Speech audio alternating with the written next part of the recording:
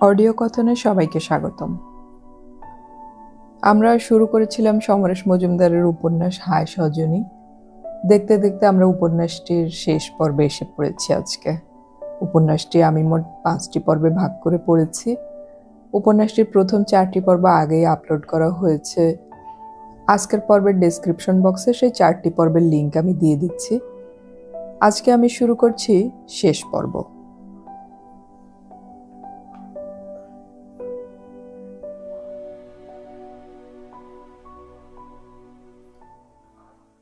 সকালে স্কুলে যাওয়া, স্কুল থেকে ন্যাশনাল লাইব্রেরিতে গিয়ে তথ্য সংগ্রহ করার কাজ করা, দিনগুলো যেন হুড়মুড়িয়ে চলে যাচ্ছিল।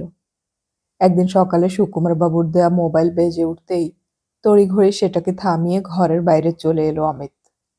তার রুমমেট দেয়ালের দিকে মুখ করে শুয়েছিল। শব্দটা কানে যেতে অত্যন্ত বিরক্ত মুখে উঠে বসলেন। ভিতরের বারান্দায় দাঁড়িয়ে জানান দিল অমিত। ওপাশ থেকে একজন কথা বলল, নমস্কার, অমিত বাবু বলছেন? হ্যাঁ বলছি। আমি সুকুমারদার অ্যাসিস্ট্যান্ট। আগামীকাল দুপুর ঠিক 2টোর সময় সুকুমারদার বাড়িতে আমাদের আগামীর ছবির চিত্রনাট্য পড়া হবে। সুকুমারদা জানাতে বললেন, আপনি কি নিজেই আসতে পারবেন না আমরা গাড়ি পাঠাবো? উনি তো গড়িয়াহাটে থাকেন জানি, ঠিকানাটা যদি বলেন। ছেলেটি সুকুমার বাবুর ঠিকানা বলল। অমিত মাথা নাড়ল। কোনো অসুবিধে নেই, আমি ঠিক সময়ে পৌঁছে যাব, গাড়ি পাঠাতে হবে না। ফোন বন্ধ করে ঘরে ফিরে অমিত দেখল তার রুমমেট আবার ওপাশের দেয়ালের দিকে মুখ করে আগের মতো শুয়ে পড়েছেন। এরকম মানুষকে অদ্ভুত বললে কম হয়। ওর মনে হলো লোকটিকে নিয়ে সে একটি গল্প লিখবে। শনিবারের রাত্রে তার মোবাইল ঝনঝনিয়ে বেজে উঠল। লাইব্রেরি থেকে বেরিয়ে বাসে উঠে বসেছিল অমিত। এই সময় বাস একদমই ফাঁকা থাকে, নাম্বার অচেনা। নিশ্চয় সুকুমার বাবুর কোনো সহকারী। হয়তো আগামীকাল চিত্রনাট্য পড়া হবে না, সে কথাই জানাতে ফোন করেছে। সে হ্যালো বলতেই মহিলার গলা কানে এলো। আমি কি অমিতের সঙ্গে? হ্যাঁ আপনি, বলেই গলার স্বর চিনতে পারল অমিত। বেশ জোরেই বলে উঠল, আরে মাসিমা আপনি? ও, চিনতে পেরেছ তাহলে? তুমি যে মোবাইল ফোন নিয়েছ তা আমাকে জানাবার দরকার আছে বলে মনে করনি? মাসিমার গলায় অভিমান। আমি মাত্র কয়েকদিন আগে পেয়েছি। এক চলচ্চিত্র পরিচালক এটি আমাকে ব্যবহার করতে দিয়েছেন। কাউকে জানাবার সময় পাইনি। আপনি এর নাম্বার কার কাছে পেলেন? যে ভদ্রলোক তোমার গল্পের সিনেমা করছেন তিনিই দিয়েছেন। সে কি? অবাক হয়ে গেল অমিত। সুকুমার বাবুর সঙ্গে আপনার পরিচয় আছে? কিন্তু এ কথা তো মৃণাল সেদিন বলেনি। মৃণাল জানে না। শোনো অমিত, তোমার সঙ্গে আমার জরুরি কথা বলা দরকার। এখন রাত প্রায় 7:30। কোথায় দেখা করবে বলো? আপনি আজই দেখা করতে চাইছেন? হ্যাঁ আজই। তাহলে আমি আধ ঘন্টার মধ্যে আপনার ওখানে যাচ্ছি, অমিত বলল। কি হয়েছে সে বুঝতেই পারছিল না। দরজা খুললেন মাসিমা, বললেন এসো। ঘরে ঢুকে অবাক হয়ে গেল অমিত। মৃণালের মা গম্ভীর মুখে বসে আছেন। সে হাত জোড় করে দুজনকেই নমস্কার করল। মৃণালের মায়ের কোনো প্রতিক্রিয়া নেই। মাসিমা বললেন, সবাই বলছে তুমি প্রতিশোধ নিচ্ছ। প্রতিশোধ? কিসের প্রতিশোধ? আমি তো কিছুই বুঝতে পারছি না। সে যে তুমি মৃণালের পেছনে লেগেছিলে, ওর কলেজের বাইরে গায়ে পড়ে কথা বলতে গিয়েছিলে, পাত্তা পাওনি বলে ওর ক্ষতি করে যাচ্ছ একের পর এক। কেন এমন করছো বাবা? আমি তো ভালো মনে তোমাকে গ্রহণ করেছিলাম। মাসিমা কথা শেষ করতে মৃণালের মা বললেন, দুধ দিয়ে কালসাপ পুষেছিলে। মাসিমা বললেন, অমিত তুমি বসো। কি হয়েছে বলুন তো? অমিত চেয়ারে বসে জিজ্ঞাসা করল। এ কথা নিশ্চয়ই স্বীকার করবে যে তোমার গল্প নিয়ে যে সিনেমা হচ্ছে তাতে অভিনয় করার জন্য তুমি মৃণালের নাম সুপারিশ করেছ? মাসিমা জিজ্ঞাসা করলেন। সিনেমা লাইনে যে মেয়েরা ঢোকে তাদের খুব সতর্ক থাকতে হয়। তুমি ভালো করেই জানো ওর সেসবের বালাই নেই, তবু করেছ কেন? এতক্ষণ চুপচাপ বসে থাকার পর মৃণালের মা প্রশ্ন করলেন। আমি কথাটা বুঝতে পারছি না। অমিত অবাক হয়ে বলল, বুঝতে পারছো না? নিজের কিসে ভালো হবে তা জানলে কোনো মেয়ে বাজে ছেলেদের সঙ্গে পার্কে বসে সিগারেট খেতে যায়? তুমি তো ভালো করেই জানো। দেখুন, আমি মৃণালকে সিনেমায় নামতে উৎসাহ দেইনি। তাছাড়া ওকে আমি কলেজের সামনে মাত্র 2 মিনিটের জন্য দেখেছিলাম। তারপর এই কদিন আগে সে আমার মেসে এসে উপস্থিত হলো। তুমি ওকে সুযোগ দেওয়ার জন্য পরিচালককে চিঠি লিখে অনুরোধ করনি? এটা নিশ্চয়ই মিথ্যে কথা নয়? মাসিমা জানতে চাইলেন। না, নয়। মৃণাল আমার মেসে এসে এটা করতে বলেছিল। কেউ যদি বলে তাকে বিষ দিতে, তাহলে তুমি তাকে বিষ দেবে? এসব আপনি কি বলছেন? ঠিকই বলছি। আমাদের ঘরের মেয়ে সিনেমায় অভিনয় করছে, ওর শ্বশুর বাড়িতে কি জবাব দেব?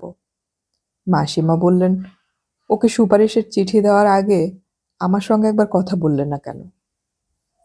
দেখুন, মৃণাল প্রাপ্তবয়স্ক। ও যেরকম করে কথা বলছিল তাতে বোঝাচ্ছিল সিনেমায় সে অভিনয় করবেই। তাছাড়া ওর স্ক্রিন টেস্ট হবে, আর তারপর পরিচালক সিদ্ধান্ত নেবেন ও অভিনয় করবে কি করবে না। এখনই ধরে নিচ্ছেন কেন ও অভিনয় করবে? অমিত বলল। মৃণালের মা বললেন, আমি কিছু জানি না। পরিচালককে বলতে হবে ওকে যেন সিনেমায় চান্স না দেন। এটা বন্ধ করতেই হবে। শুনলে? মাসিমা বললেন, এই উপকারটুকু করো বাবা। ও যদি কোনো ভালো ছেলেকে পছন্দ করতো তাহলে আমি দাঁড়িয়ে থেকে আবার ওর বিয়ে দিতাম। দেখো অমিত, আমরা চাই ওর জীবনে যা হওয়ার তা হয়ে গিয়েছে, কিন্তু যা হবে তা যেন সুস্থ স্বাভাবিকভাবে হয়। কয়েক সেকেন্ড ভাবলো অমিত। সুকুমার বাবুকে বলতে হবে যে মেয়েটিকে সুযোগ দেওয়ার জন্য আপনাকে অনুরোধ করেছিলাম, তা দেওয়ার দরকার নেই। মাসিমা জিজ্ঞাসা করলেন, কি ভাবছো তুমি? পরিচালককে কিভাবে কথাটা বলা যায় তাই ভাবছি। উঠে দাঁড়ালো অমিত। আপনাদের এই ইচ্ছের কথা মৃণাল জানে? অমিত প্রশ্ন করল। মৃণালের মা রেগে গেলেন। এই যে শোনো, আমি মৃণালের মা, ও ওর মাসিমা। আমরা ওর ভালো যা বুঝি তা ও নিজেই বোঝে না। বেশ, আমি আসছি। বলেই তার খেয়াল হলো, আচ্ছা, আপনারা আমার মোবাইল নাম্বারটা কোথায় পেলেন তাহলে? সুকুমার বাবু দিয়েছেন, মাসিমা বলল। সে কি, ওকে এসব কথা বলেছেন নাকি? তুমি আমাকে কি ভাবো, ঘরের কেচ্ছার কথা বাইরে বলে বেড়াবো? মাসিমা বললেন। ওকে বললাম আমরা তোমার লেখার ভক্ত, তাই আলাপ করতে চাই। তখন উনি এই মোবাইল নাম্বারটা দিলেন। অমিত আর দাঁড়ালো না, কিন্তু সে ভেবে পাচ্ছিল না কিভাবে মাসিমার কথা রাখা যায়। আজ মৃণালের মা তার সঙ্গে অত্যন্ত খারাপ ব্যবহার করেছেন। কি করা যায়? হঠাৎ তার মনে হলো, সে কেন এত ভাবছে। মৃণাল একজন প্রাপ্তবয়স্কা মহিলা। সে যা ভালো বোঝে তাই তাকে করতে দেওয়া উচিত। যদি সেই কাজের ফল খারাপ হয় তাহলে সেটা সেই ভোগ করবে। সিনেমায় না অভিনয় করতে নিশ্চয়ই ওর বাড়ি থেকে অনেক বোঝানো হয়েছে। সেসব কথা মৃণাল নিশ্চয়ই শুনতে চায়নি। তার পক্ষে মৃণালকে নিষেধ করা সম্ভব নয়। আর সে এখন সুকুমার বাবুকে কি করে বলবে পছন্দ হলেও মৃণালকে কাস্ট করবেন না? অমিত স্থির করল মৃণালের ব্যাপারে সে নাক গলাবে না। রবিবার ঠিক 2:10 অমিত সুকুমার বাবুর বাড়িতে পৌঁছে গেল। অনেকেই এসে গিয়েছিলেন। সুকুমার বাবু তাদের সঙ্গে অমিতদের আলাপ করিয়ে দিলেন। এরা কেউ বিখ্যাত ক্যামেরাম্যান, কেউ এডিটর, প্রধান সহকারী পরিচালক, সঙ্গীত পরিচালক। ঠিক 2:05 আগে চলে এলেন বাংলা সিনেমার এক তরুণ নায়ক, যার এর মধ্যেই বেশ ভালো পরিচিতি হয়েছে। পরিচালক সহকারীকে পড়তে বললেন। সহকারী চিত্রনাট্য পড়া শুরু করলেন। অমিতের মনে হলো সে চোখের সামনে চরিত্রগুলোকে দেখতে পাচ্ছে। টানা 1.5 ঘন্টা ধরে চিত্রনাট্যটি পড়া হলো। মাঝের কিছু অংশ যা মূল গল্পে নেই তা চিত্রনাট্যে রয়েছে। মনে খুঁতখুঁতানি এসেছিল, কিন্তু পরে অমিতের মনে হলো গল্প যা লেখক লেখেন, কাগজে তাই ছাপা হয়, পাঠক পড়েন। সেই গল্প তো হুবহু সেলুলয়েডে ছাপা যায় না। নায়ক বাড়ি থেকে বেরিয়ে স্টেশনে চলে এলো, এ কথা এক লাইনে লেখা যায়, কিন্তু স্টেশনে আসার পথে কোনো ঘটনা যদি পরিচালক সংযোজন করেন যা গল্পের বৈচিত্র্য আনতে সাহায্য করে, তাহলে আপত্তি করার কি আছে? চিত্রনাট্য পড়া শেষ হলে পরিচালক কথা বললেন। আমরা এতক্ষণ চিত্রনাট্যটি শুনলাম, এখন আপনাদের অভিমত আমি জানতে চাই। প্রথমে কেউ কিছু বলছিলেন না, কিন্তু যেই একজন শুরু করলেন তখন সবাই মুখ খুললেন। সবাই স্বীকার করলেন খুব জমজমাট চিত্রনাট্য হয়েছে।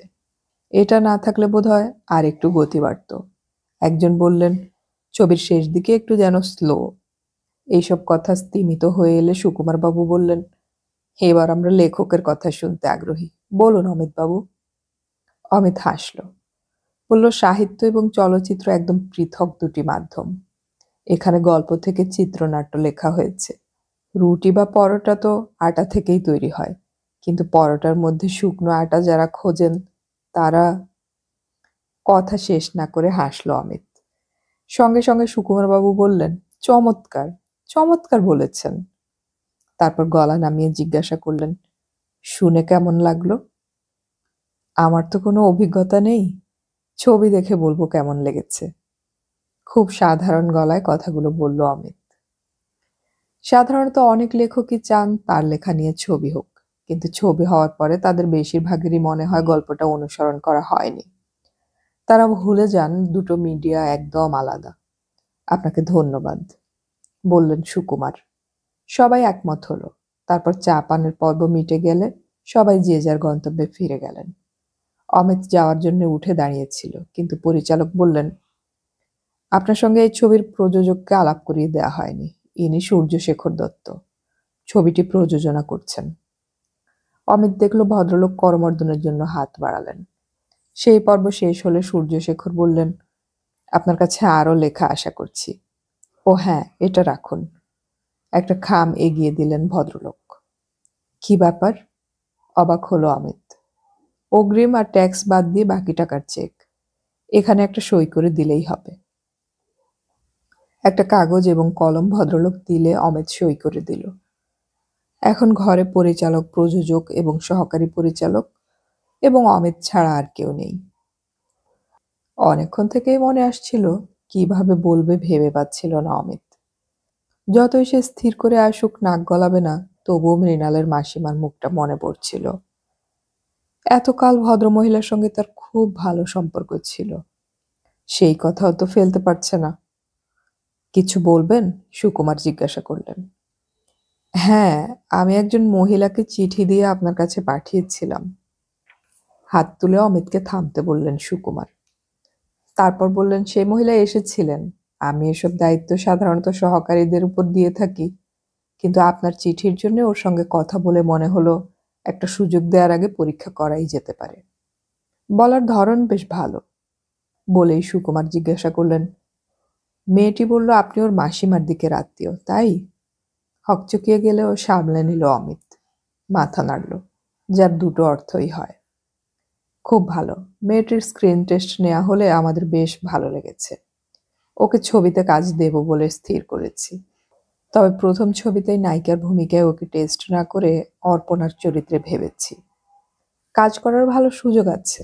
আমি ওর সঙ্গে পারিশ্রমিকের ব্যাপারে কোনো কথা বলিনি। আপনার সঙ্গে কথা বলে ঠিক করে নেব ভেবেছি, সুকুমার বললেন। মাথা নাড়ল অমিত। আপনার ছবিতে কাজ করে ও যা পারিশ্রমিক পাবে তা আমার সঙ্গে কথা বলে ঠিক করা সঙ্গত হবে না। এই ব্যাপারটা আমি একদমই বুঝি না।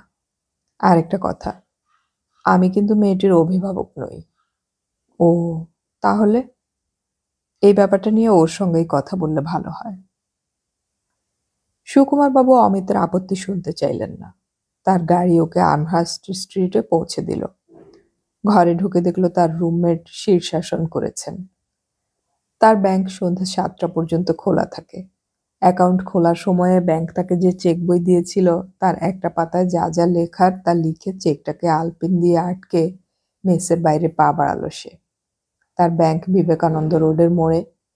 80,000 টাকার চেকটা ব্যাংকে জমা দিয়ে দিলে একটা ঝামেলা দূর হয়। ফুটপাত দিয়ে সে যখন হাঁটছিল ঠিক তখন তার পকেটে রাখা মোবাইল ফোন বেজে উঠল। ওটা বের করে কানে চাপতে মৃণালের গলা শুনতে পেল সে। অনেক ধন্যবাদ। কি জন্যে? ইচ্ছে করলেই মাসিমার হয়ে ওকালতি করতে পারতেন, সেটা করেননি। তাহলে আমি আপনার গল্পের একটা চরিত্র হচ্ছি। এবার মাসিমা আপনাকে খারাপ চোখে দেখবেন। কি করা যাবে? রাখছি। লাইন কেটে দিল মৃণাল। শুটিং যেদিন হবে তার আগের দিন সুকুমার বাবু ফোন করেছিলেন, আগামীকাল NT1 এর স্টুডিওতে কাজ শুরু করছি। আপনি এলে ভালো লাগবে। বিপাকে পড়ল অমিত। আগামীকাল স্কুলের সিনিয়র ক্লাসগুলোর বাংলা বাৎসরিক পরীক্ষা। তাকে বিকেল 4টে পর্যন্ত স্কুলে থাকতেই হবে। কিন্তু তার গল্পের প্রথম ছবির শুরুর দিনটায় উপস্থিত থাকার ইচ্ছে এত প্রবল হয়ে উঠল যে অমিত স্থির করল ঘন্টা দেড়েকের ছুটি নিয়ে সে স্টুডিওতে যাবে। কিছুক্ষণ শুটিং দেখেই স্কুলে ফিরে যাবে। সে যদি হেডমাস্টারকে ব্যাপারটা বলে তাহলে নিশ্চয়ই আপত্তি করবেন না। ভদ্রলোক একেবারেই প্রাচীনপন্থী নন। কিন্তু সে যখন তৈরি হয়ে মেস থেকে বের হচ্ছে তখন তার ফোন জানান দিয়ে উঠল। নাম দেখে অবাক হলো। ফোন অন করে সে গম্ভীর গলায় বলল, হ্যাঁ বলুন। আজ আমার জীবনের একটা নতুন অধ্যায় শুরু হচ্ছে। আপনার সৌজন্যে আমি আজ নতুন জীবনের দিকে এগোচ্ছি। আমার নমস্কার নেবেন। স্পষ্ট বাংলায় বলল মৃণাল, বলেই লাইন কেটে দিল, যেন সব কথা তার বলা হয়ে গেছে। স্কুলে যেতে যেতে অমিত ভাবনার বদল করল। না, সে আজ শুটিং দেখতে যাবে না। অবশ্য আজই মৃণালের কাজ আছে কিনা তা জানা নেই। না থাকলেও সে উপস্থিত থাকতেই পারে। ওদের পারিবারিক সমস্যার মধ্যে সে আর জড়াতে চায় না। এমনিতেই হেডমাস্টারের অনুমতি নিয়ে শুটিং দেখতে যাওয়ার জন্য এক ধরনের অস্বস্তি কাজ করছিল। না গেলে হেডমাস্টারের অনুমতি নিতে হবে না, পরীক্ষার সময় ছেলেদের পাশেই থাকা হবে। স্কুলে পৌঁছে অমিত সুকুমারবাবুকে ফোন করে দুঃখ প্রকাশ করল। যেহেতু আজ ছেলেদের বাৎসরিক পরীক্ষা হচ্ছে, তাই ইচ্ছে থাকা সত্ত্বেও সে আজ পরীক্ষা চলাকালীন সময়ে যেতে পারছে না, কিন্তু ছবির জন্য আন্তরিক শুভেচ্ছা জানাচ্ছে। মাঝে মাঝে বিভিন্ন কাগজে সুকুমারবাবুর সিনেমার সংবাদ ছাপা হতে দেখেছে অমিত, কিন্তু পরিচিত নায়ক নায়িকার নামের সঙ্গে সে মৃণালের নাম দেখতে পাচ্ছিল না। শেষ পর্যন্ত একটি বিখ্যাত দৈনিকের সিনেমার পাতায় এই ছবির নায়ক নায়িকা এবং মহানায়িকার যে ছবি ছাপা হলো তা দেখে অবাক হয়ে গেল সে। ছবির ক্যাপশনে মৃণালের বদলে লেখা হয়েছে নবাগতা অমৃতা। অর্থাৎ মৃণাল সিনেমার অভিনেত্রী হতে গিয়ে নিজের নাম বদল করেছে। তা সে করতেই পারে, কিন্তু এত নাম থাকতে অমৃতা কেন? ইচ্ছে করে অমিতকে বিব্রত করতে? এসব ব্যাপার থেকে মন সরিয়ে অমিত তার গবেষণার কাজে মন দিল। খুব ভালো এগোচ্ছে কাজটা। অধ্যাপকও খুশি। অমিতের লেখা গল্প নিয়ে ছবি হচ্ছে জেনে ভদ্রলোক খুশি হয়েছিলেন। সেই সঙ্গে অমিত বলেছিলেন, লোক তোমার গল্পের চিত্ররূপ দেখবে, এটুকু খুব আনন্দের। আবার যদি ছবি ভালো না হয় তাহলে কিন্তু দোষ দেবে তোমাকেই, বলবে ওই গল্পটাই ভালো ছিল না। আর যদি ছবি সফল হয় তাহলে পরিচালকের নামই হবে। ব্যাপারটা খুব সাময়িক, এটা মনে রেখো। এইসব কথা শোনার পর মাথা থেকে শুটিং দেখার আগ্রহই চলে গেল। এমনকি ওরা যখন আউটডোরে শুট করতে কুচবিহারে গেলেন তখন আমন্ত্রিত হয়েও এড়িয়ে গেল সে। তার ফলে বাবার চিঠি এলো। বাবা লিখলেন, আমি সবাইকে বলেছিলাম তুমি যে গল্প লিখেছ সেটা সিনেমা হচ্ছে, তাই সিনেমার লোকজন কুচবিহারের রাস্তায় রাজবাড়ির সামনে যখন ছবি তুলছিল তখন সবাই তোমার খোঁজ করছিল। তুমি আসোনি, তাই এই সিনেমার গল্প সত্যি তোমার রচনা কিনা তাতে সবাই সন্দেহ প্রকাশ করছিল। আমার মুখ রক্ষা করলেন এই সিনেমার একজন অভিনেত্রী, যিনি শুটিং করতে দলের সঙ্গে এসেছিলেন। অমৃতা বাড়িতে এসে আমার এবং তোমার মায়ের আশীর্বাদ প্রণাম করে নিয়ে গেছে। শুনলাম মেয়েটি এই প্রথম সিনেমায় নেমেছে, তাই এখনো অহংকারী হয়নি। যা হোক, সে আমার বাড়িতে আসায় কুচবিহারের মানুষ বিশ্বাস করেছে সিনেমার গল্প তোমার লেখা। চিঠি পড়ে অবাক হলো অমিত। মৃণাল শুটিং করতে দলের সঙ্গে কুচবিহারে যেতেই পারে, কিন্তু তার বাড়িতে যাওয়ার তো কোনো কারণ নেই। এটা যেন ইচ্ছে করেই তাকে খোঁচা দেওয়া। বাবা লেখেনি, তাই জানা যাচ্ছে না কুচবিহারের বাড়িতে গিয়ে মৃণাল তাকে নিয়ে কোনো গল্প তৈরি করে বলেছে কিনা। আর কিছু নয়, শুধু ওর কলেজের সামনে বাস স্টপে যে গায়ে পড়ে কথা বলতে গিয়েছিল, কয়েক বছর আগের সেই কথা কুচবিহারের বাড়িতে জানিয়ে দিয়ে আসে, তাহলে বাবা আর কখনোই তার মুখ দেখবেন না। কিন্তু বাবা এই যে চিঠিটা লিখেছেন তা পড়ে মনে হচ্ছে মৃণাল তার সম্পর্কে বিরূপ কথা বলে আসেনি। শুটিংয়ের পরে দল ফিরে এসেছিল কলকাতায়। মৃণাল আর তাকে ফোন করেনি। নিজের কাজ নিয়ে ব্যস্ত হয়ে পড়েছিল অমিত। কিছুদিন পরে সকালে ফোন এলো সুকুমার বাবুর। বললেন, কি ভাই, চিত্রনাট্য যে পছন্দ হয়নি তা নীরব থেকে বুঝিয়ে দিলেন? না না, এই কথা বলছেন কেন? অস্বস্তিতে পড়ল অমিত। তাহলে অন্তত একদিন শুটিং দেখতে তো আসতে পারতেন। যাক, ছবি তো তৈরি হয়ে গেছে, সামনের মাসে মুক্তি পাবে। তবে তার আগে আমরা একটা ক্লোজ ডোর শো করাচ্ছি, এসে দেখে বলুন কিরকম লাগলো। পরিচালক বললেন। শো কোথায় কখন হচ্ছে জেনে নিয়ে অমিত জানিয়ে দিল সে যাবে। কিন্তু শো এর আগের দিন মনে হলো ওখানে তো মৃণাল থাকবে। সে যদি কুচবিহারে গিয়ে মা বাবার সঙ্গে দেখা করতে পারে তাহলে নিশ্চয়ই তার সঙ্গে কথা বলতে চাইবে। সে তখন কি করে এড়িয়ে যাবে ওকে? সেটা করলে আর কারো না হোক সুকুমার বাবুর চোখে তো পড়বেই। শেষ পর্যন্ত অমিত ঠিক করলো সে মৃণালকে দেখেও না দেখার ভান করবে। মুখোমুখি হলে এড়াতে না পারলে দেহে তো হাসি হাসবে, এইটুকুই। ধর্মতলার একটি বড় সিনেমা হলের উপরে যে একটি প্রজেকশন রুম আছে তা জানা ছিল না অমিতের। পরিচালক মশাই তাকে দেখে এগিয়ে এসে হাত ধরে নিজের আসনের পাশের আসনে বসালেন। ইচ্ছে করেই অমিতকে স্বস্তি দিয়ে ছবি শুরু হলো। সুকুমার বাবুর মুনশিয়ানা স্বীকার করতেই হয়। মাঝে মাঝে যেখানে তিনি মৃদু গল্পের বাইরে বেরিয়ে যাচ্ছেন সেখানে সেটা জোর করে বানানো বলে মনে হচ্ছিল না। ছবি শেষ হলে সবাই যখন সোৎসাহে হাততালি দিচ্ছিল তখন সুকুমার বাবু অমিতকে জিজ্ঞাসা করলেন, বলুন। ভদ্রলোকের ডান হাত চেপে ধরে অমিত বলল, খুব উপভোগ করলাম। আপনার গল্পের অমর্যাদা করিনি তো? আমার তো তা মনে হয়নি। ব্যাস, এর চেয়ে বেশি কিছু আমি চাই না, খুশি হলেন সুকুমার বাবু। তারপর তিনি মঞ্চে উঠলেন। সীমিত দর্শক সত্ত্বেও উচ্ছ্বাসের যেন বন্যা বইল। হাত ওপরে তুলে সবাইকে শান্ত করে পরিচালক বললেন, এই ছবি তৈরি করতে যারা আমাকে সাহায্য করেছেন তাদের আমি মঞ্চে আহ্বান করছি। এই ছবি তৈরি করা সম্ভব হতো না যদি এর কাহিনী শ্রী অমিত মিত্র না লিখতেন। অমিতবাবু তরুণ লেখক, আপনাদের সঙ্গে পরিচয় করিয়ে দিচ্ছি। হাত তুলে নমস্কার করলে দর্শকরা অমিতকে আবার অভিনন্দন জানালেন। এক এক করে নায়ক নায়িকা এবং বিভিন্ন কলাকুশলীদের সঙ্গে দর্শকদের পরিচয় করিয়ে দিলেন পরিচালক। অমিত অবাক হয়ে দেখল মঞ্চে মৃণাল উঠে আসেনি। শিল্পীদের সঙ্গেও তাকে দেখা যায়নি। পরিচয় পর্ব শেষ হলে পরিচালক এগিয়ে এলেন অমিতের কাছে। আচ্ছা, আপনি কি জানেন মৃণালের ঠিক কি হয়েছে? কেন, ও কি আজ আসেনি? জিজ্ঞাসা করল অমিত। না, এলে সে নিশ্চয়ই মঞ্চে পরিচয় পর্বে উঠে আসতো। সে গতকাল ফোন করে জানিয়েছে শরীর খারাপ হওয়ায় আজ আসতে পারবে না। ব্যস্ততার জন্য ওর খবর নেওয়া হয়নি। তাহলে আপনার কিছুই জানা নেই? মাথা নেড়ে না বলল অমিত। জীবনের প্রথম ছবি, যে ছবিতে কাজ করার জন্য মৃণাল মরিয়া হয়ে উঠেছিল। তৈরি হয়ে যাওয়ার পর এমন কি অসুস্থ হয়ে পড়ল যে আজ আসতে পারল না? পরিচালক তো ভাবতেই পারেন, যে মহিলাকে অমিত সুপারিশ করেছিল তার কোনো খবরই সে রাখে না। ছবিতে মৃণাল যা অভিনয় করেছে তাতে মনেই হয়নি ও প্রথম ছবিতে কাজ করছে। বোঝাই যাচ্ছিল পরের ছবিতে মৃণাল নায়িকার ভূমিকা পেয়ে যাবে। মেসে ফিরে এসে অমিত মৃণালকে ফোন করল। ফোনের সুইচ বন্ধ করে রেখেছে মৃণাল। আধ ঘন্টা পরেও ফোন করে দেখলো কোনো পরিবর্তন হয়নি। তখন মনে হলো মৃণালের মাসিমাকে জিজ্ঞাসা করবে কিনা, কিন্তু সে ফোন করল না। খামোখা কুকথা শোনার কোনো মানে হয় না। ছবি মুক্তি পেল। নায়ক ও দুই নায়িকার ছবিতে শহর ছেয়ে গেল।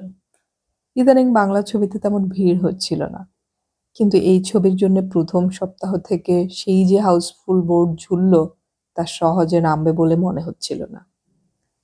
একদিন সুকুমার বাবু ফোন করলেন। কি ব্যাপার বলুন তো?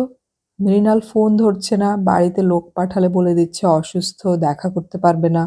লুকিয়ে সিনেমা হলে সিনেমাটা যদি না দেখে থাকে তাহলে বলতে হবে আচমকা নির্লিপ্ত হয়ে গিয়েছে। কি ব্যাপার, আপনি জানেন? না, আমি তো জানি না, অমিত বলল। আশ্চর্যের ব্যাপার। আচ্ছা, আপনি তো মৃণালকে সুপারিশ করে আমার কাছে পাঠিয়েছিলেন, কিন্তু মনে হচ্ছে ওর সম্পর্কে কোনো তথ্যই আপনি জানেন না। ব্যাপার হচ্ছে আমি পরের ছবি শুরু করতে চলেছি। প্রযোজক চাইছেন আমার যদি আপত্তি না থাকে তাহলে মৃণালকে নায়িকার চরিত্রে কাস্ট করি। কিন্তু যদি তার সঙ্গে যোগাযোগ না করা যায় তাহলে তো অনন্তকাল অপেক্ষা করতে পারি না। ভদ্রলোকের গলায় বিরক্তি স্পষ্ট। আচমকা ফোন রেখে দিলেন। অমিত ভেবে পাচ্ছিল না তার কি করা উচিত। শেষ পর্যন্ত সে শনিবার বিকেলে মাসিমার বাড়িতে গেল। গিয়ে শুনল সেই অল্প বয়সী কাজের মেয়েটি জানালো মাসিমা তার দিদি এবং জামাইবাবুর সঙ্গে হরিদ্বার, কেদার, বদ্রীতে তীর্থ করতে গিয়েছেন। সঙ্গে আর কেউ গিয়েছে কিনা জানতে চাইলে মেয়েটি জানালো সে জানে না। এবার অমিত সোজা পৌঁছে গেল মৃণালের বাড়িতে। কাজের লোক জানিয়ে দিল বাড়ির কর্তা গিন্নিমা আর তার বোনকে নিয়ে তীর্থ করতে গিয়েছেন। ফেরার সময় কয়েকদিন দিল্লিতে থেকে আসবেন। একটু ইতস্তত করে অমিত জানতে চাইল বাড়িতে মৃণাল আছে কিনা। লোকটি মাথা নাড়ল। সিনেমা নামার পর থেকে দিদি আর এ বাড়িতে থাকেন না। তার সঙ্গে কথা বলতে হলে এই নাম্বারে টেলিফোন করবেন। একটু ফাঁকা জায়গায় এসে সেই নাম্বারে ফোন করলো অমিত। সেটা বেজে বেজে থেমে গেলে হতাশ হলো সে। আর একবার মরিয়া হয়ে চেষ্টা করলো। এবার ফোন যে ধরল তাকে অমিত পরিষ্কার বলল, মৃণালকে বলুন অমিত ওর সঙ্গে কথা বলতে চাইছে। একটু পরে অমিত মৃণালের গলা পেল। বলুন। আমি অমিত বলছি। তা তো আপনি কাজের লোককে একটু আগেই বলেছেন। সুকুমার বাবু আমাকে ফোন করেছিলেন। উনি নাকি কিছুতেই তোমার সঙ্গে যোগাযোগ করতে পারছেন না। আমি তো তাকে প্রতিশ্রুতি দিইনি যে তিনি আমার সঙ্গে যোগাযোগ করতে চাইলেই আমি কথা বলবো। মৃণাল বলল, উনি তোমাকে ওর পরের ছবির নায়িকার চরিত্রে ভাবছেন। ভাবতেই পারেন। আমি তোমার কথা বুঝতে পারছি না। আশ্চর্য ব্যাপার, কে কি ভাবছে তা সম্পূর্ণ করার দায়িত্ব আমাকে নিতে হবে? সেরকম কথা কি আমি দিয়েছিলাম? বেশ ঝাঁঝিয়ে কথাগুলো বলল মৃণাল। একটু মিয়ে গেল অমিত। তাহলে তুমি আর অভিনয় করতে চাইছো না? না, অন্তত এখন নয়। কিছু মনে করো না, জানতে পারি কি কেন এরকম সিদ্ধান্ত নিলে? যেদিন বুঝবো আপনি আমার কাছ থেকে কৈফিয়ত নেয়ার যোগ্য মানুষ, সেদিন নিশ্চয়ই কৈফিয়ত দেব।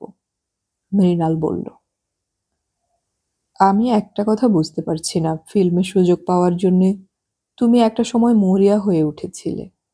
সুযোগ পাওয়ার পর এরকম নির্লিপ্ত হয়ে গেলে কেন? আপনার কি মনে হয়? এবার আলতো করে হাসল মৃণাল। আমি বুঝতে পারছি না, আমি তো কোনো কারণ দেখছি না। তাহলে আর বুঝতে চেষ্টা করবেন না।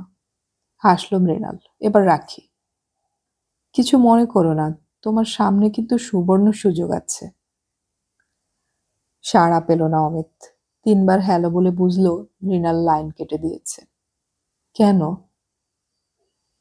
এই প্রশ্নটা কিছুতেই মাথা থেকে যাচ্ছিল না। সাফল্যের প্রায় চূড়োর কাছে এসে কেউ কি চুপচাপ সরে যায়? এখনো পশ্চিমবাংলায় বিভিন্ন শহর ছাড়াও গৌহাটিতে মৃণালের ছবি রমরমিয়ে চলছে। অমিত কুচবিহারের তার বাড়িতে ফোন করেছিল। দুটো কথার পর মা উত্তেজিত হয়ে বললেন, পাশের বাড়ির মাসিমার সঙ্গে তিনি ছেলের গল্প নিয়ে তৈরি সিনেমা দেখতে গিয়েছিলেন। সেই সিনেমায় তার বাড়িতে দেখা করতে আসা সেই মৃণালের অভিনয় দেখে খুব ভালো লেগেছে। মনে হয়েছিল নায়ক যদি নায়িকার বদলে ওকেই বিয়ে করত তাহলে তার বেশি ভালো লাগতো। যেমন মিষ্টি দেখতে তেমনি মিষ্টি ওর কথা বলার ভঙ্গি। কথাগুলো শুনে অমিতের মনে হলো মায়ের কথাগুলো চুপচাপ মেনে নেওয়া উচিত। এই ব্যাপারে বিতর্ক না করাই ভালো।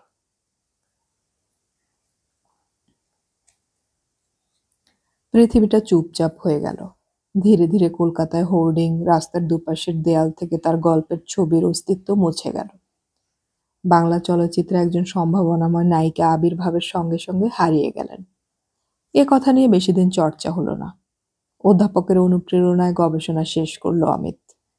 সেটা জমা দেওয়ার পরেই স্কুল থেকে তাকে জানানো হলো যে শিক্ষক ছুটিতে গিয়েছিলেন তিনি ফিরে আসছেন। তবে 3 মাস পরে আরেকজন শিক্ষকের ছুটির সময়ে সে আবার কাজে যোগ দিতে পারে। এই সময় একটি অভাবনীয় সুযোগ পেয়ে গেল অমিত। অধ্যাপকের সাহায্যে জলপাইগুড়ির ডিসি কলেজে লিভ ভ্যাকেন্সিতে 1 বছরের জন্য লেকচারারের চাকরি পেয়ে গেল অমিত। জলপাইগুড়ি থেকে কুচবিহার বাসে চেপে কয়েক ঘন্টার মধ্যেই পৌঁছে যাওয়া যায়। জলপাইগুড়িতে পৌঁছে সে হোটেলে উঠল ইন্টারভিউ এর আগের দিন। বিকেলে রিকশায় বসে সমস্ত শহর ঘুরে দেখল সে। তিস্তা নদীর গায়ে বাঁধের দিকে তাকাতেই তার মনে পড়ল দেবেশ রায়ের লেখা তিস্তা পাড়ের বৃত্তান্ত উপন্যাসটির কথা। শহরটাকে ভালো লেগে গেল তার। ইন্টারভিউ দিয়ে বেরিয়ে মনে মনে সুকুমার বাবুকে ধন্যবাদ দিল সে। তার লেখা গল্প নির্বাচকরা পড়েননি এটা সে স্পষ্ট বুঝতে পেরেছিল। কিন্তু ওরা সুকুমার বাবুর তৈরি সিনেমা দেখেছেন এবং সেই সিনেমা তার গল্প অবলম্বনে তৈরি হয়েছে, এই খবরও জানেন। শুধু একজন জিজ্ঞাসা করেছিলেন, আপনি এমন একটি গভীর বিষয় নিয়ে গবেষণা করেছেন, তারপরেও সিনেমার জন্য গল্প লিখেছেন কি করে তা যদি আমাদের একটু বলতেন। মাথা নেড়েছিল অমিত। আমি সিনেমার জন্য গল্প লিখিনি। সে কি, আপনার লেখা গল্পের ওপরেই তো সিনেমা হয়েছে। হ্যাঁ, তা হয়েছে। আমি যখন গল্পটি লিখেছিলাম তখন তো সিনেমার কথা মাথায় ছিল না। সিনেমা জগতের কাউকেই আমি চিনতাম না। ওই গল্প প্রকাশিত হলে পরিচালক তা পড়ে মনে করেন সিনেমায় আরো বেশি মানুষের কাছে পৌঁছে দিতে পারবেন। তিনি আমার সঙ্গে দেখা করেন, কথা বলে গল্পের চিত্রসত্ত্ব কিনে সিনেমাটি তৈরি করেন। গল্প লেখার সময় আমি কল্পনা করিনি ওটা নিয়ে কেউ সিনেমা তৈরি করবেন, অমিত বলল। ভদ্রলোক একটু হতাশ হলেও অমিত চাকরিটা পেয়ে গেল। অধ্যাপকদের মেসে জায়গা ছিল, হেঁটেই কলেজে আসা যাওয়া করা যায়। শনিবার দুপুর 2টোয় ছুটি হলে কুচবিহারে বাসে চেপে সে সোজা বাড়িতে চলে যায়। 2টো রাত বাড়িতে থেকে সোমবার সকালে জলপাইগুড়িতে ফিরে এসে আবার ক্লাস করে। এই জীবনযাপন করতে তার মন্দ লাগে না। মা চাপ দিচ্ছিলেন এবার তাকে বিয়ে করতে। নানান সূত্রে তার কাছে সুপাত্রীদের খবর আসছিল, কিন্তু বাবা রাজি নন। এখন অমিত একটার পর একটা টেম্পোরারি চাকরি করছে। চাকরি চলে যাওয়ার পর বউকে খাওয়াবে কি? গল্প লিখে যা পায় তা দিয়ে সংসার চালানো যায় না। আর তার ওই একটাই গল্প সিনেমা হয়েছে। লিখলেই যে সিনেমা হয় না তা তো স্পষ্ট। তাই যতদিন না ছেলে পাকা চাকরি পাচ্ছে ততদিন বিয়ের প্রশ্নই ওঠে না। বাবার এই সিদ্ধান্তে খুশি হলো অমিত। দীর্ঘদিন হয়ে গেল, কিন্তু কিছুতেই ফোনে শেষবার যে কথা মৃণালের সঙ্গে হয়েছিল তা সে ভুলতে পারছে না। যত দিন গেছে ততদিন তার মনে হয়েছে মৃণাল যা বলতে চেয়েছিল তার আসল মানেটা বুঝতেই পারেনি সেদিন। কিছু সময় ব্যবধান রেখে সে ওই নাম্বারে ফোন করেছিল, কিন্তু মৃণাল আর ফোন ধরেনি। যেদিন তার থিসিস স্বীকৃতি পেল সেদিন সে পুজোর উপন্যাসের শেষ পর্ব লিখতে ব্যস্ত ছিল। খবর পেয়ে সে অধ্যাপককে ফোন করে আন্তরিক কৃতজ্ঞতা জানালো। ভদ্রলোক বললেন, আমি তোমাকে ফোন করতে যাচ্ছিলাম, তুমি সামনের রবিবারের মধ্যেই কলকাতায় চলে এসো। আর হ্যাঁ, আসার আগে কলেজকে জানিয়ে এসো তোমার পক্ষে আর জলপাইগুড়িতে থাকা সম্ভব নয়। 3জন নামী প্রকাশক। বইয়ের সংখ্যা 60 ছাড়িয়ে গিয়েছে। কলকাতার নামী কাগজগুলোর শারদিয়ায় তার লেখা না থাকলে পাঠকরা খুশি হয় না। সল্টলেকে ছিমছাম দোতলা বাড়ি, এক ফালি বাগান। বয়স 55। বিশ্ববিদ্যালয়ের নামী অধ্যাপক। তার ক্লাস করতে অন্য বিশ্ববিদ্যালয়ের ছাত্রছাত্রীরাও চলে আসে। পড়ানোর বাইরে লেখা নিয়েই অমিতের সময় দিব্যি যায়। বাবা গত হয়েছেন অনেক দিন হয়ে গেল। কুচবিহারের বাড়ি তালাবন্ধ থাকে। বৃদ্ধা মা অমিতের কাছে কলকাতায়। মায়ের ইচ্ছে পূর্ণ করা সম্ভব হয়নি। ব্যাপারটা অদ্ভুত ধরনের। তার তখন গোটা চারেক উপন্যাস প্রকাশিত হয়েছে। কলকাতার কলেজের অধ্যাপক সে। পাত্র হিসেবে অবশ্যই চাহিদা তুঙ্গে। মায়ের বাপের বাড়ির সূত্রে সম্বন্ধটা এসেছিল।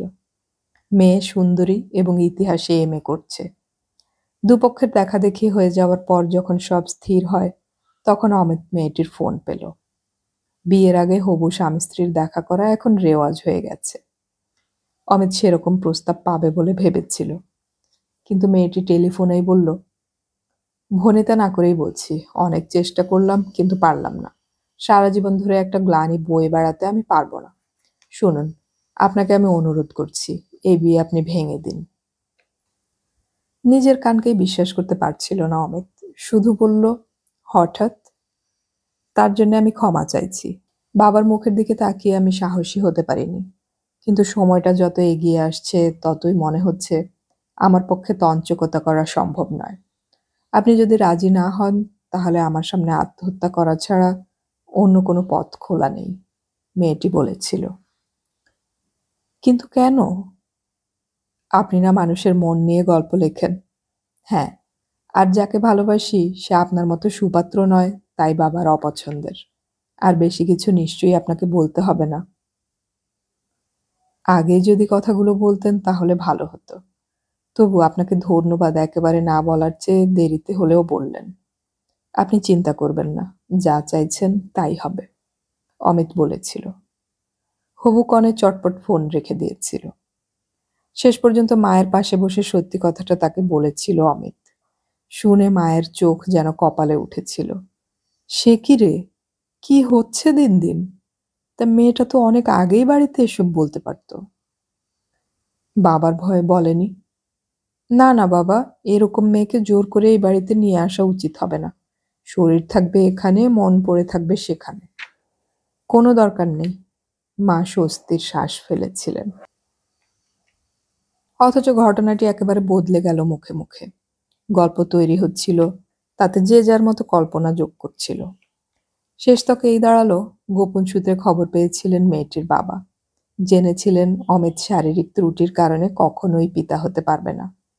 গল্প ছড়ালো, প্রচণ্ড অপমানিত হয়ে মেয়েটি নাকি ফোনে ভাবি পাত্রকে জিজ্ঞাসা করেছিল, আপনি নিশ্চয়ই জানতেন যে বাবা হওয়ার ক্ষমতা আপনার নেই, তারপরেও বিয়ের জন্য মুখ থেকে লালা পড়ছিল কেন?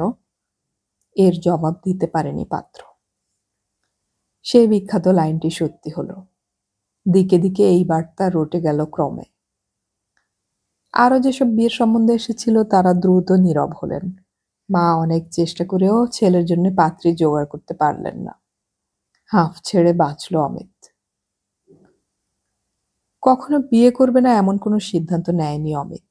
সে বোঝে তার মায়ের বয়স বাড়ছে। এখন বাড়িতে ফিরে সে মায়ের সঙ্গে অনেকটা সময় গল্প করে কাটায়, কিন্তু মা চলে যাওয়ার পর তো সে একেবারেই একা হয়ে যাবে। এই বাড়িতে তাকে থাকতে হবে কাজের মহিলার উপর ভরসা করে। সে বিয়ে করবে না এমন পণ কখনোই করেনি, কিন্তু ওই বিয়ে ভেঙে যাওয়ার বছরখানেক পরে এক ভদ্রলোক তার অধ্যাপিকা মেয়ের সঙ্গে বিয়ের প্রস্তাব মাকে দিয়েছিলেন। ছবি দেখে মা খুব উৎসাহিত হন, কিন্তু মেয়ের বাবা মাকে স্পষ্ট বলেছিলেন, আপনার ছেলে সম্পর্কে সব খবর মোটামুটি আমরা জানি, উনি একজন বিখ্যাত লেখক, কিন্তু আমার মেয়ের বিয়ে যার সঙ্গে আমি দিতে চাই সে যেন ভালো স্বামী হয়।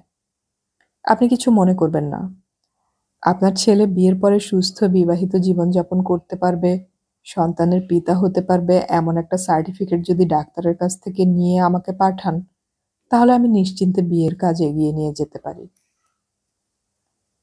চিঠিটা হাতে পাওয়ার পর আর সেটা মাকে দেখায়নি অমিত। ভদ্রমহিলা যদি চাপে পড়ে ছেলেকে বলেন, লোকের মুখ বন্ধ করতে ভালো ডাক্তার দেখিয়ে সার্টিফিকেট এনে মেয়ের বাবাকে পাঠিয়ে দাও, সবার মুখ বন্ধ হয়ে যাবে। মায়ের মুখে ওরকম কথা শোনার পরে সেটা এড়িয়ে থাকা সম্ভব নয়।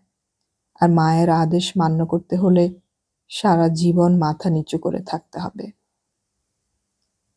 50-এ পা দেওয়ার পর মা আর ছেলের বিয়ের আশা ছেড়ে দিলেন।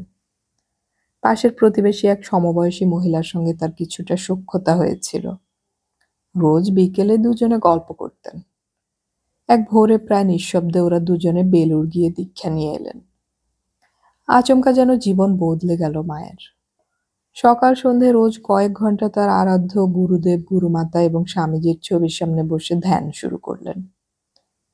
একদিন অমিত তাকে জিজ্ঞাসা করেছিল, দীক্ষা নিয়ে তুমি কেমন আছো মা?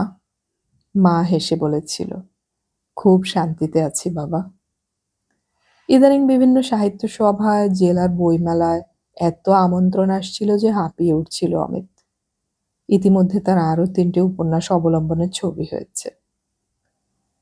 বিশ্ববিদ্যালয়ের চাকরি, লেখার চাপ সামলে নিজের জন্য আলাদা করে সময় বের করার কথা অমিত ভাবতও না।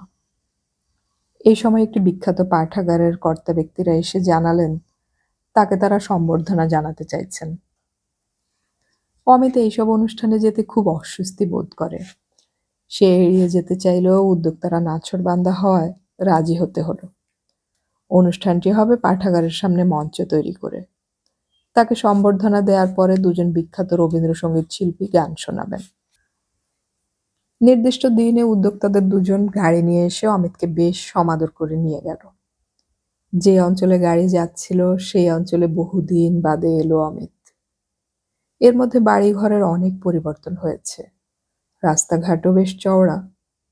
যে গলির মুখে গাড়ি থেকে ওরা নামলো তার গায়ের একটি বাড়িতেই বসার ব্যবস্থা হয়েছে। অনুষ্ঠান শুরু হলে ডেকে নিয়ে যাবে ওরা। বনেদি বাড়ির বসার ঘর, সেখানে গিয়ে দাঁড়াতেই এক প্রৌঢ় ভদ্রলোক এসে নমস্কার করলেন। আপনি আমাকে চিনবেন না, আমি পাশের বাড়িতে থাকি। মাথা নাড়ল অমিত। এই কথা শুনে কি বলা যায় বুঝতে পারল না। আমার এক জেঠতুতো বোনকে আপনি বোধহয় চিনতেন। ও, সে কোনো প্রশ্ন করার আগেই পাশে দাঁড়ানো একজন বললেন, জানেন আমি নর্থ বেঙ্গলের ছেলে, আপনার লেখা পড়তে তাই খুব ভালো লাগে। নর্থ বেঙ্গলের কোথায়? অমিত জিজ্ঞাসা করল। আলিপুরদুয়ার। অমিত প্রথম লোকটির দিকে তাকালো, জিজ্ঞাসা করল, আপনার জেঠতুতো বোনের নাম কি ভাই? মৃণাল। উনি একটা ছবিতে অভিনয় করেছিলেন, কিন্তু কি যে হলো তারপর থেকে আর করেননি। উনি তো আপনার দিদি বললেন, তাহলে আপনি আপনি করে কথা বলছেন কেন? হাসল অমিত। উনি তো এখন প্রায় সন্ন্যাসিনীর জীবনযাপন করেন, কারোর সঙ্গে কথা বলেন না, তাই ওর সম্পর্কে কথা বলতে গেলেই আমরা আপনি আপনি করে বলে থাকি, লোকটি বলল। হ্যাঁ, উনি বোধহয় আমার গল্প নিয়ে প্রথম যে ছবিটা হয়েছিল তাতেই অভিনয় করেছিলেন, অমিত বলল। হ্যাঁ হ্যাঁ, আপনার তাহলে মনে আছে? লোকটি কথা শেষ করতেই উদ্যোক্তারা হৈ হৈ করে এসে অমিতকে অনুষ্ঠান মঞ্চে নিয়ে গেল। অমিত দেখল বেশ ভিড় হয়েছে, কিন্তু দর্শকদের মধ্যে কোনো পরিচিত বয়স্কা মহিলার মুখ নেই। সে ওপরের দিকে তাকালো। উত্তর কলকাতার বাড়িগুলো যেমন হয়, ছাদে ছাদে মহিলাদের ভিড়। তারা ছাদের একপাশে দাঁড়িয়ে অনুষ্ঠান দেখবেন। না, তাদের কাউকেই বয়স্কা বলে মনে হলো না। হঠাৎ অমিতের খেয়াল হলো মৃণাল এখন কিরকম দেখতে হয়েছে তা সে জানে না। অন্তত 30 বছর চলে গিয়েছে এর মধ্যে। 10 বছরেই মানুষের চেহারা কত অদল বদল হয়, এ তো 30 বছর। যদি এতগুলো বছর মৃণাল গৃহবন্দী হয়ে থাকে, তাহলে সে কিরকম এখন দেখতে হয়েছে আন্দাজ করা কি সম্ভব?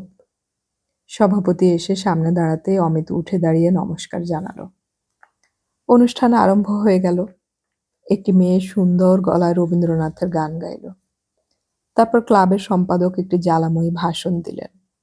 প্রচুর হাততালি পড়ল।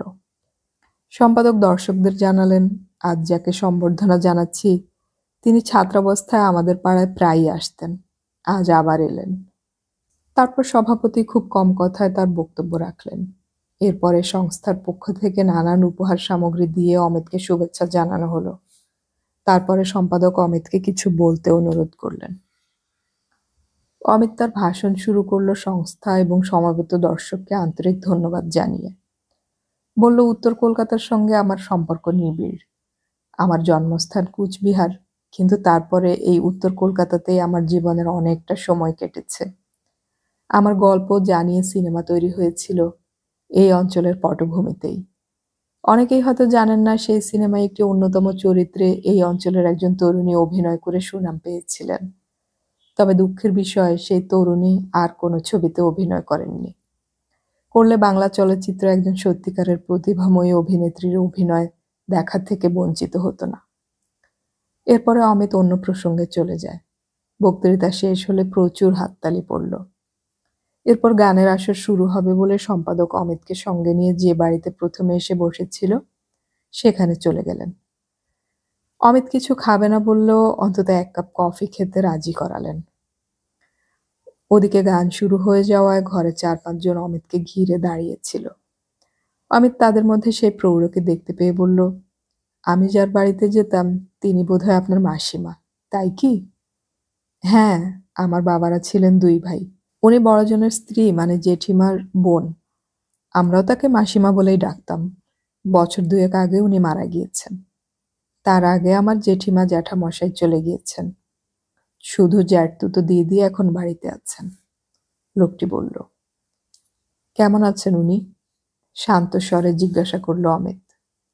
শরীর ভালো নয়, সবসময় পুজো আর্চা নিয়ে থাকেন, নয়তো ধর্মের বই পড়েন। আপনার গল্পের উপর যে ছবি হয়েছিল তাতে উনি অভিনয় করেছিলেন, আমরা টিভিতে দেখেছি। সেই চেহারার সঙ্গে এখন কোনো মিল নেই, লোকটি বলল। ও বাইরে কোথাও যান না? একদম না, যাওয়া দূরের কথা, খুব প্রয়োজন হলে আমাদের কয়েকজন ছাড়া কারো সঙ্গে দেখাও করেন না। কেন? নিজের অজান্তে প্রশ্নটা মুখ থেকে বেরিয়ে এলো অমিতের। মাথা নাড়ল লোকটি। ঠিক জানি না, ছেলেবেলা থেকে এইরকমই দেখে আসছি। চা খেতে খেতে অমিত ভাবল লোকটিকে বলবে ওদের বাড়িতে নিয়ে যেতে। কিন্তু যে মহিলা জগৎ সংসার থেকে বিচ্ছিন্ন হয়ে আছেন, বাড়িতে গেলে তিনি তো দেখা নাও করতে পারেন। শুধু শুধু তাকে বিব্রত করার কি দরকার? অমিত বাড়ি ফিরে এলো। কিছুদিন থেকেই অস্বস্তি হচ্ছিল।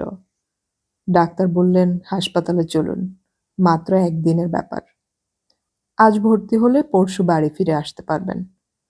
তারপর দিন 7-8 বিশ্রাম নিলে আর কোনো সমস্যা থাকবে না।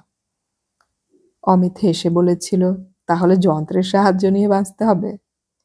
ডাক্তার হেসে বললেন, নড়ে যাওয়া দাঁত ফেলে দিয়ে আর্টিফিশিয়াল দাঁত লাগিয়ে মানুষ সারা জীবন তো দিব্যি খাওয়া দাওয়া করে থাকে, তাই না? সল্টলেকের একটি নার্সিং হোমে অমিতকে ভর্তি করা হলো। খুব সহজভাবে তার বুকে যন্ত্র বসিয়ে দিলেন ডাক্তার। তৃতীয় দিন বিকেলে সে বাড়িতে ফিরে যাবে। দুপুরের পর নার্স এসে জানালো তার একজন ভিজিটার আছে। নাম শুনে চিনতে না পেরেও অমিত লোকটিকে পাঠিয়ে দিতে বলল। যে লোকটি তার ঘরে এলো অমিত তাকে কল্পনাও করেনি। লোকটি হাত জোড় করে নমস্কার জানিয়ে বলল, কাগজে আপনার খবরটা আজই পড়েছি। আমি তো রোজ এই নার্সিংহোমে আসছি, ভাবলাম যদি অনুমতি পাওয়া যায় তাহলে আপনার সঙ্গে দেখা করব। এখন কেমন আছেন? এখন ভালো, আজই বাড়িতে ফিরে যাব। আপনি এখানে রোজ আসেন কেন? কোনো কাজের সূত্রে আসতে হয়? অমিত জিজ্ঞাসা করল। না না, দিদি, মানে মৃণাল দিদি এখানে ভর্তি আছেন। স্ট্রোক হয়েছে, বাঁ দিকটায় কোনো সাড় নেই। তবু অদ্ভুত মনের জোর বলেই এখনো লড়াই করতে পারছেন। কদিন পারবেন ডাক্তারও বলতে পারছেন না, লোকটি বলল। বিষাদে আক্রান্ত হলো অমিত। একটা বড় শ্বাস নিয়ে সে জিজ্ঞাসা করল, ওর সেন্স চলে যায়নি তো? অধিকাংশ সময়ে সেন্স থাকে না, তবে মাঝে মাঝে বোধহয় আসে। তখন ওর হাতের আঙুলগুলো মুঠো হয়, যেন কিছু ধরতে চেষ্টা করে, লোকটি বলল। অমিত এক মুহূর্ত ভাবল, তারপর বলল, আমি কি ওকে দেখতে যেতে পারি? আপনি তো অসুস্থ, শুনলাম পেসমেকার বসানো হয়েছে। আপনি কিভাবে? কোনো অসুবিধা হবে না। উনি তো কথা বলতে পারবেন না, আপনাকে চেনার ক্ষমতাও ওর নেই। আমি ওকে দেখতে যাব, দেখেই চলে আসব। উঠে দাঁড়ালো অমিত। নার্সকে বলে লোকটির সাহায্য নিয়ে অমিত এগিয়ে গিয়ে দেখল সে যে তলায় আছে সেই তলায় অন্য প্রান্তে মৃণালের কেবিন। সে একা নয়, আরেকজন বালিকা রয়েছে অন্য বিছানায়। নাকে নল চিত হয়ে যে মহিলা শুয়ে আছেন তিনি কি মৃণাল? না বলে দিলে চেনা সহজ ছিল না। বিছানার সঙ্গে শরীর যেন মিশে গিয়েছে। মুখের আদলও অনেক বদলেছে। দুটো চোখের পাতা বন্ধ। মৃণালের শীর্ণ দুটো হাত শরীরের দুদিকে বিছানার ওপর পড়ে আছে। লোকটি একটা টুল টেনে খাটের পাশে দিলে অমিত বসে পড়ল। বোঝাই যাচ্ছে মৃণালের চৈতন্য নেই। নার্স পাশে দাঁড়িয়ে ঠোঁটে আঙুল চেপে ইশারায় জানালো, কথা বলবেন না। চোখ বন্ধ করল অমিত। কলেজ থেকে বের হয়ে বাস স্টপে দাঁড়ানো ফার্স্ট ইয়ারের মৃণাল, পার্কে সিগারেট খাওয়া মৃণালের মুখ আর ছবিতে সুযোগ পাওয়ার জন্য তার কাছে অনুরোধ করতে আসা মুখের সঙ্গে এই মুখের কোনো মিল নেই। সময় জীবন থেকে এইভাবেই সব কেড়ে নেয়। নার্স বলল, এবার আপনি চলুন স্যার। উঠতে গিয়ে মৃণালের মুঠো করা হাতের দিকে নজর যেতেই অমিত অবাক হয়ে দেখল আঙুলগুলো একটু একটু করে প্রসারিত হচ্ছে। হাতের চামড়ার রং প্রায় সাদাটে। ডান হাত বাড়িয়ে মৃণালের সেই প্রসারিত হাতের একটিতে হাত রাখল অমিত। কয়েক সেকেন্ড যেতেই মৃণালের হাত যেন নড়ে উঠল। তারপর সেটি মুঠো হয়ে যেতে অমিতের হাত সেই মুঠোর মধ্যে চলে গেল। অমিতের মনে হলো মৃণালের আঙুলগুলো তার 5টা আঙুল আঁকড়ে ধরেছে। সে তাকালো। মৃণালের চোখ যেমন ছিল তেমনই বন্ধ। শরীরের কোথাও বিন্দুমাত্র সাড় নেই। কিন্তু সে মৃণালের রক্তের তাপ স্পষ্ট অনুভব করতে পারছে।